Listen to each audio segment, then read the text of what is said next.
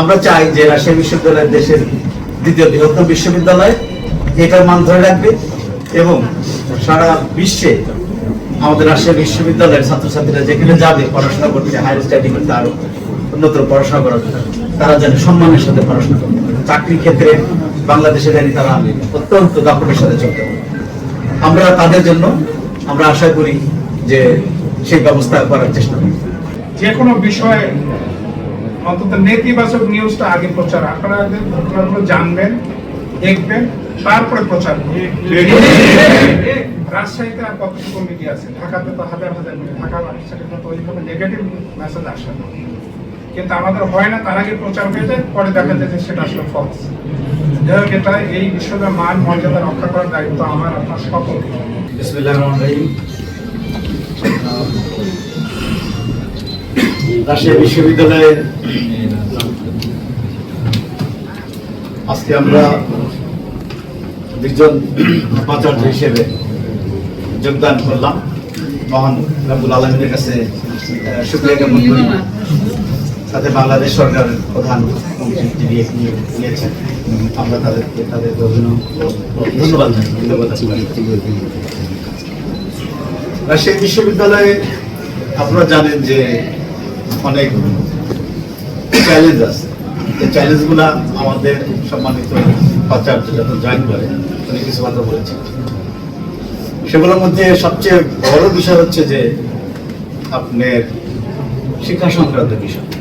ছাত্রদেরকে নির্ধারিত সময়ে তাদের অনার্স মাস্টার শেষ করা, এটা হচ্ছে সবচেয়ে বড় একটা চ্যালেঞ্জ। আমরা চাই না যে কোনো অভিভাবকের তার নিজের সন্তানের জন্য অতিরিক্ত টাকা খরচ, তার যখন সেশন যাবে। তো এই থেকে আমাদের পরিত্রাণ করতে হবে। এর সাথে আপনি যে বিষয়টা বাংলাদেশ সরকার এখন যে বিষয়টার উপর বেশি প্রাধান্য দিচ্ছে সেটা শিক্ষা খাতে বাজেট বরাদ্দ। আমরা আশা করি রাজশাহী বিশ্ববিদ্যালয় অভিভাবক হিসেবে আমরা গবেষণার ক্ষেত্রে এবং উন্নয়নের ক্ষেত্রে আমরা এই বিষয়টার প্রতি বেশি নজর দেব এবং সরকারের কাছে আমরা দাবি জানাবো রাজশাহী বিশ্ববিদ্যালয় তাদের গবেষণা খাতে এবং শিক্ষা খাতে বেশি বরাদ্দ দেওয়া।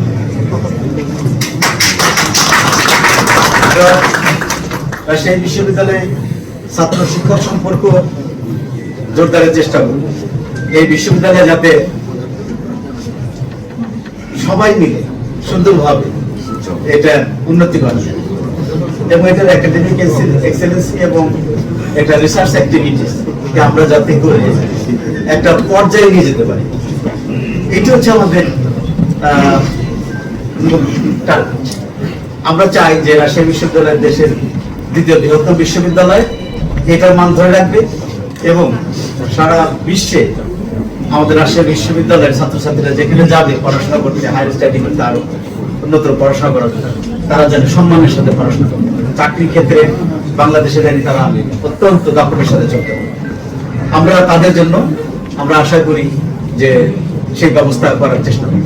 আমরা সকল শিক্ষক কর্মকর্তা কর্মচারীদের সক্রিয় অংশগ্রহণ চাই এই বিশ্ববিদ্যালয় অবকাঠামো উন্নয়ন, শিক্ষা গবেষণা সবকিছু মিলে ছাত্র শিক্ষক সম্পর্ক উন্নয়নের ক্ষেত্রে যাতে আমরা একটা সুন্দর জায়গায় নিয়ে যেতে পারি। আমরা সবার সহযোগিতা কামনা করি।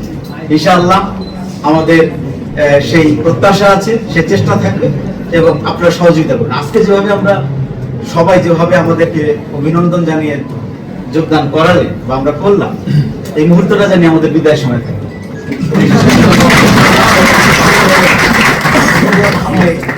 আমরা বিদায় নিতে পারি।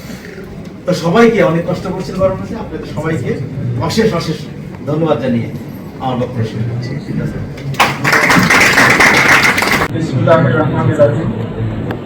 উপস্থিত রাজশাহী বিশ্ববিদ্যালয়ের সম্মানিত সহকর্মীবৃন্দ, অফিসার, কর্মকর্তা, কর্মচারী, সবাইকে আমার পক্ষ থেকে শুভেচ্ছা।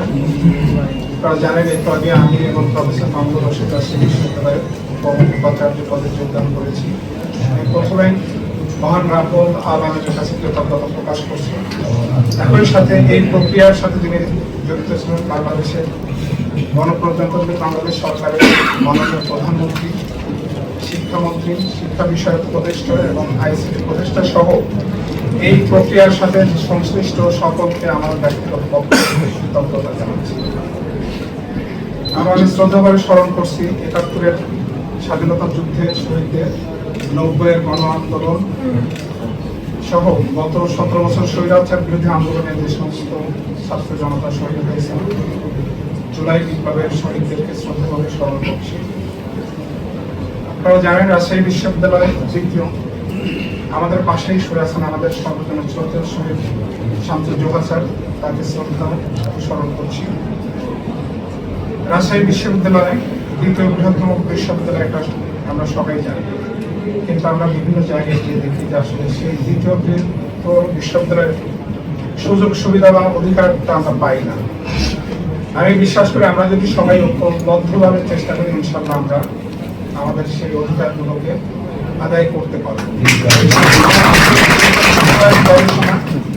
সামনে এগিয়ে নিয়ে যাওয়ার জন্য আসলে সম্মিলিত প্রচেষ্টা দরকার।